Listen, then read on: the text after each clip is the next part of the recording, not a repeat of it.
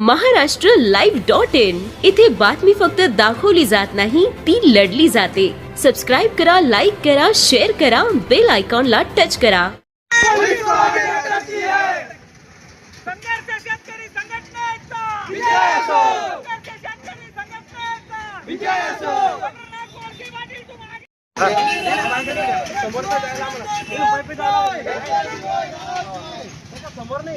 आज आम्ही जे शेतकऱ्यांसाठी जो अत्यंत दुर्दैवी कर्जमाफी योजना जी सरकारने जाहीर केली की जी 2019 ला ज्यांना कर्जमाफी मिळाली त्या शेतकऱ्यांना कर्जमाफी मिळणार नाही। ज्या शेतकऱ्यांकडे पक्क घर आहे, ज्या शेतकऱ्यांकडे 4 चाकी गाडी आहे त्यांना कर्जमाफी मिळणार नाही। मग कर्जमाफी देणार तर कोणाला देणार?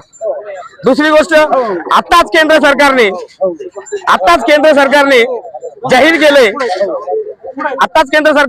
केलंय की ऑनलाईन खत विक्री चालू करा। अरे का एक दोन गोण्या भेटत नाहीये, तसं का?